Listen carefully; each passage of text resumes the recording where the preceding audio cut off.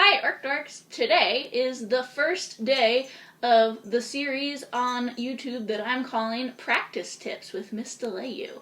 I'm excited to teach you all of your other stuff too, but I wish that I could do that in person because I really miss you guys.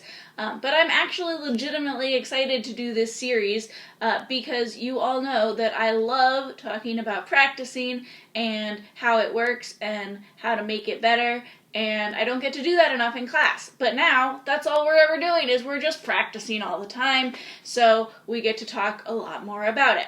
So today I'm just going to do a short little video that I'm going to call the 3 main components of successful practicing. Woo! So, 3 main components. When you are setting up practicing, the most important thing is that you have a routine that you are going to follow, because the more that you stick to a routine, the more able your brain, as big as it is able to actually think about sounding better and not just thinking about like, hey, my sister is screaming really loud. I don't know if that sounded good because I can't hear myself right now. That's not ideal practicing, right? So, first component of successful practicing is making sure that you have set aside some time. I know that especially when I was in high school, I was one of those really bad habit people of being like, I'll practice before I go to bed. But then before you know it, it's like 11 o'clock and you're like, okay, I guess I'm going to start practicing now. And then I'm really tired and I'm not going to get as much done.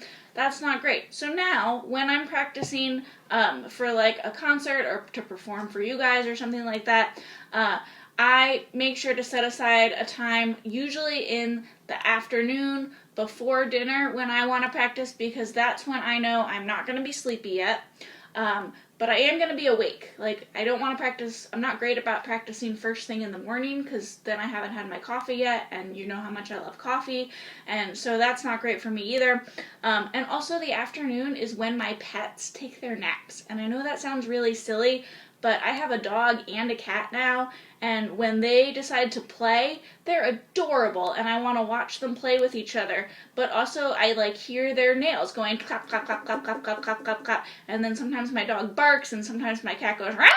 And it gets noisy and disruptive, and that's not my favorite time of day to practice. So like right now, my dog is laying at my feet, and he's half asleep, and the cat is off somewhere on a cat adventure, probably taking a nap, and so I know that it's going to be quiet right now while I practice. So that's why timing is really important. Find a time when you know that you're going to be awake and also you're not going to have a ton of disruptions. The second big component is space to practice. I am currently in my little makeshift home office. I actually prefer to practice when I'm at school with you guys.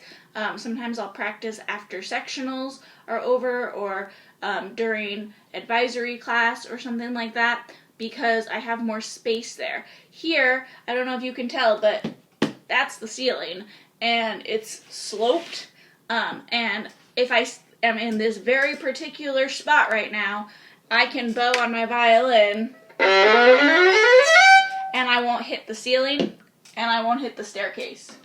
But it's not ideal because I can't really move around very much. I'm kind of limited in where I can make these videos. So ideally, I would have a little bit more space to practice. Hopefully, your bedroom maybe is a good place to practice where people won't bug you. I've seen videos. You guys have been awesome about sending in videos. People have been practicing outside. Maybe that's a quiet space for you to be practicing. People have been practicing in dining rooms or in what looks like their parents' office spaces. Any space is a good space to practice because practicing can happen anywhere. Whoa!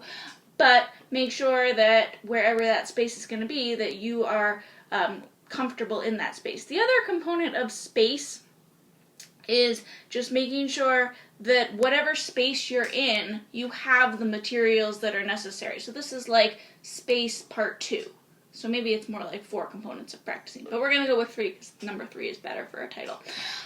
So like space part 2 is making sure that you have materials for practicing. If your space is just a wide open grassy field, where are you going to put your music, right? Like you're not going to put your music on the ground and then practice like this. that's not helpful. So making sure that you have a music stand. Don't do that with your bow. That wasn't very good for my bow. Sorry, bow. And making sure that you have your instrument. Making sure that you have... I realized right before I started practicing to make this video, I realized that I had left my metronome downstairs. So I had to go downstairs and find my metronome because I didn't want to get like halfway through my practicing and then be like, oh, now I have to go get my metronome, because then I lose focus and I get downstairs and the cat is real cute and I just want to like pick her up and hold her, and then the dog wants to play tennis ball, and then it's over. Take the time that you have and make sure that that time is all about practicing. I have this pencil on my stand because I'm a good orchestra student and I always have a pencil. I have music. Today I've been working on stuff from your audition packet, so that's what's on my music stand today. I also always have just some fun stuff on my music stand, because one of the things when I'm getting frustrated that I like to do is just be like, I'm frustrated right now, so I'm going to pull out this big old thick book of songs that I know how to play that are fun for me, and that usually gets me to start enjoying playing again, and then I can get back into focusing whatever was frustrating and maybe try a new practice strategy and figure out a different way to approach that problem. So that's the other thing. And then also making sure that you're comfortable. You'll notice I have my glasses on. I haven't been wearing my I'm going to be honest, I haven't been wearing my glasses very much lately because I'm at home and my eyes aren't that bad. But if I'm going to be practicing something and I need to see the music in front of me, you bet I'm going to be wearing my glasses because, bless you, Kingsley, because that drives me crazy when you guys show up to class and you're like, Mr. Leeuw, I can't see my music. Where are your glasses? I left them at home. Don't do that. Wear your glasses when you practice.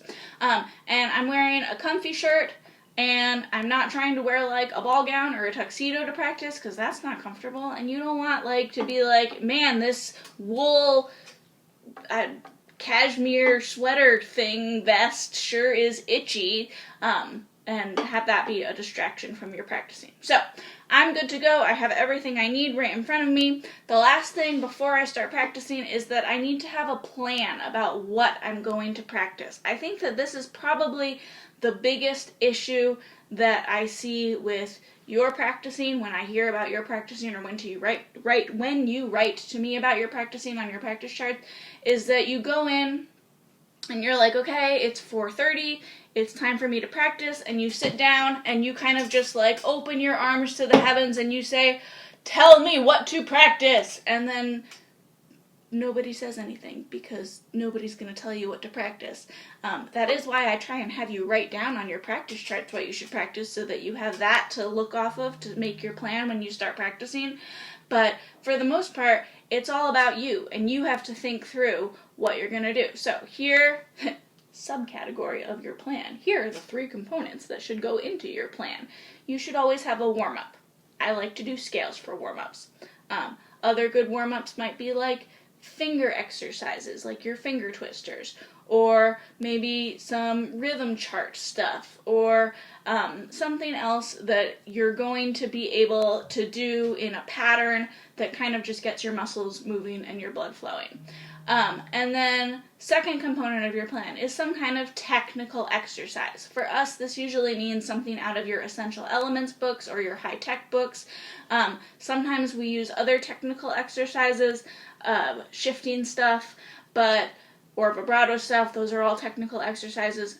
But something that gets your muscles to really work a little bit harder, because now that they're warm and there's blood flowing, you want to try and get them to do something that will make you ultimately stronger. This is kind of like doing a warm-up jog and then doing a big sprint, and your big sprint is meant to make you faster, but then you don't just sprint and then stop whatever you're doing. So once you've got that momentum, once you're at a good pace with your practicing, then you want to move on to whatever kind of piece you're working on. This might be an orchestra piece. This might be like a Suzuki piece. This could be a piece that you're trying to learn. I heard a lot of really cool people playing video game songs that they figured out this week, and I heard some people playing theme songs from TV shows that they liked, that they had learned with their ears. Those are all really great things. But whatever it is, you should decide ahead of time, hey, today I really want to work on Minuet 3 from my Suzuki book, and my goal for that piece is that I'm going to focus on the intonation. And just the fact that you've decided that before you start practicing means that your practicing is going to be more productive, because you don't get to that and you think like, I'm just going to try and fix everything. We talk all the time about how anytime you try and fix everything, your brain just kind of goes, blah! And you can't think through anything because you don't know what to start with. So you always have to have something to start with. Once you have that plan, you're going to tune your instrument.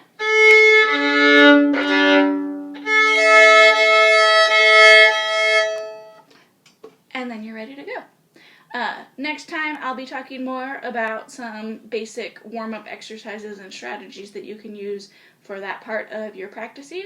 But hopefully this gave you some ideas to help you as you're practicing this week. I'd love to know what you thought. I'd love to get more subscribers on our YouTube channel so that more people can learn about practicing, because it's awesome. And I will talk to you soon. Bye.